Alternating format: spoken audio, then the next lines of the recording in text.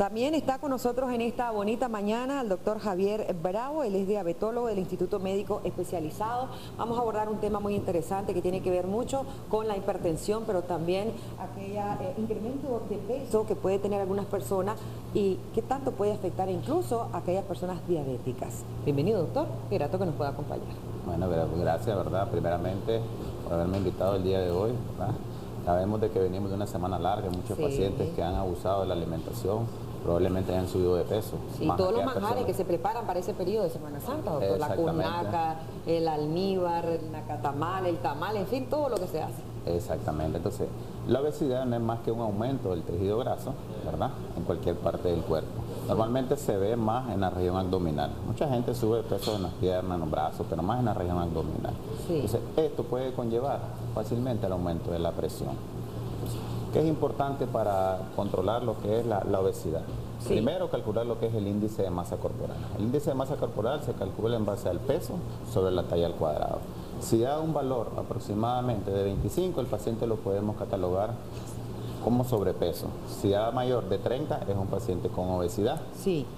Entonces, ya teniendo esos dos rangos, nosotros podemos determinar fácilmente si ese paciente puede, a unos 5 o 10 años, desarrollar diabetes o desarrollar hipertensión. Doctor, a veces hemos escuchado, yo estoy obesa, pero es el peso versus masa corporal. ¿Qué tiene que ver esto? Porque a veces necesariamente se tiene que ver la persona voluptuosa o necesariamente también, aunque no se vea muy rellenita y está algo delgada, también puede estar exceso de peso. Exactamente, por eso se toma en cuenta la altura.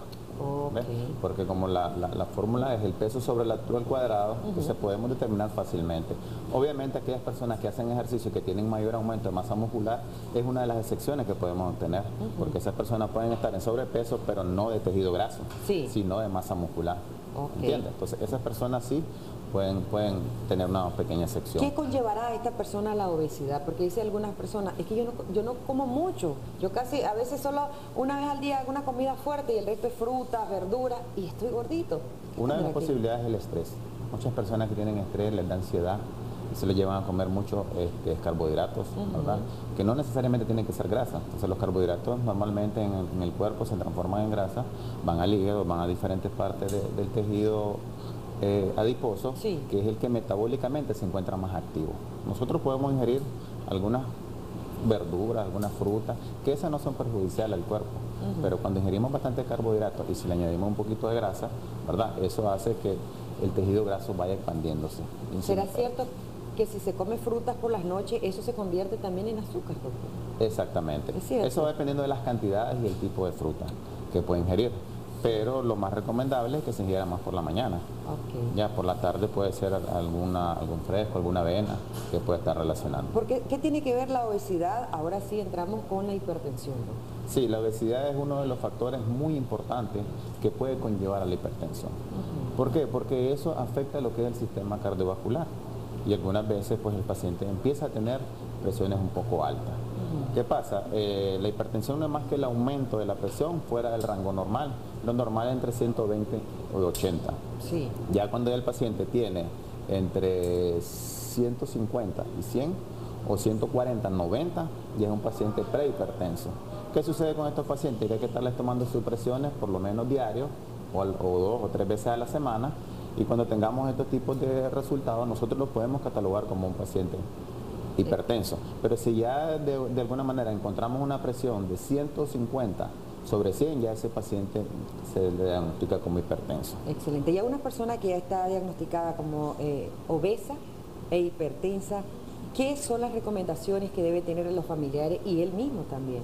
Lo primero es disminuir el estrés, ¿verdad? El estrés es muy importante porque eso conlleva la ansiedad, conlleva a ingerir alimentos pues no adecuados. Segundo, los hábitos del fumado. El fumado, la nicotina, ¿el fumado tiene que ver? Sí, ayuda a que el paciente caiga en obesidad, porque eso hace que detenga la liberación de los triglicéridos, del colesterol. Imagínense, porque eso es un mito, porque yo he escuchado, ¿verdad?, de mucho tiempo, que la persona que fume siempre está delgadita, porque están afectando así sus pulmones y esto. De hecho, sí, afectan los pulmones y es una de las primeras causas de cáncer de pulmón. Pero sí, está demostrado de que puede tener el colesterol y el triglicérido y por ende aumentar de peso al paciente. Inclusive el consumo de alcohol también es muy importante en ese sentido. Entonces eso también hay que aminorarlo. Excelente. Lo otro, hacer ejercicio, ¿verdad? Hacer ejercicio por lo menos 2 a 3 veces a la semana, la dieta sobre todo, hace cambiar los hábitos alimenticios para que eso disminuya el riesgo de hipertensión. Excelente. Ahora sí vamos a recibir la llamada al 2222-7808 para aquellas personas que quieran hacer consulta.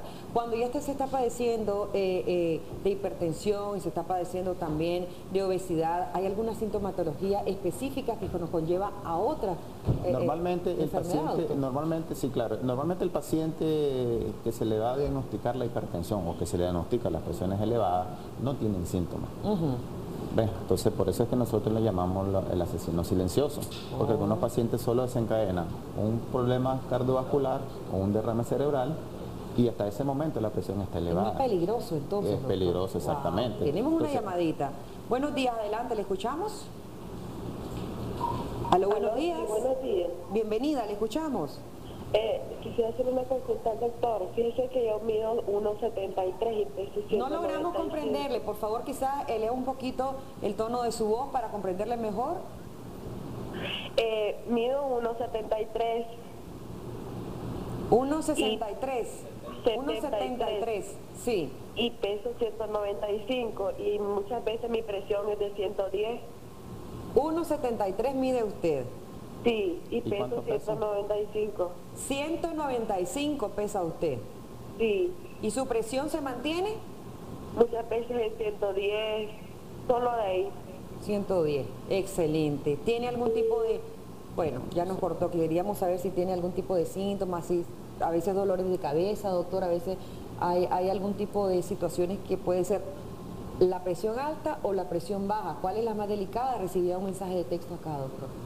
La más delicada es la presión baja, ya, porque el paciente puede caer en coma, puede estar con sudoración, taquicardia, y realmente el paciente no responde. Normalmente la presión alta, Sí. el paciente anda con dolor de cabeza, le da tiempo de acudir a la unidad de salud, ¿ves?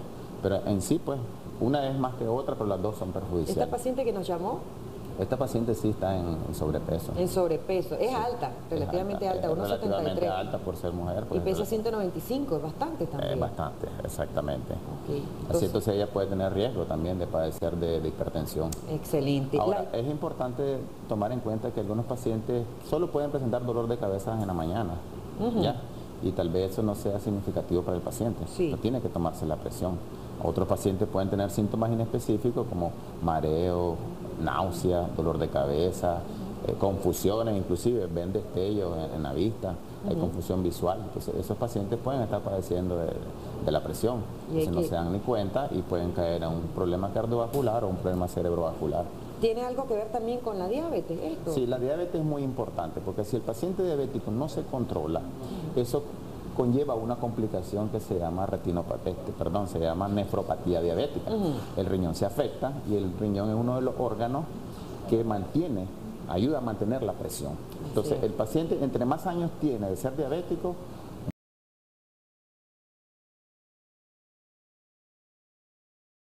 literatura que todos los pacientes diabéticos a cierta edad de padecer de la enfermedad van a sufrir de hipertensión. Entonces ese paciente debe estar controlado con sus niveles de azúcar. Buenos días, tengo 27 años, mido 1,65, antes pesaba 120 libras, ahora peso 185, casi no como grasa, solo frutas o verduras y no he podido bajar de peso, tengo hígado graso, ¿qué puedo hacer? Bueno, ese paciente sí se puede, primero hay que hacer una buena historia clínica. Hay que saber cuáles son los alimentos que él ingiere, porque a veces los pacientes desconocen qué son carbohidratos y qué son grasas. ¿Ves? Entonces es importante hablar con él y determinar qué es lo que está pasando, porque es que no baja de peso o si es un problema hormonal también. Excelente, ya nos vamos, pero el colesterol y triglicéridos cuando están descontrolados, ¿qué es lo más orientado? Lo primero es hacer ejercicio. Lo segundo es disminuir lo que son los alimentos grasos y los carbohidratos, como decíamos. Y lo tercero, pues evitar todo tipo de, como el alcohol y el fumado, pues que eviten que les aumenten el colesterol y el triglicéridos.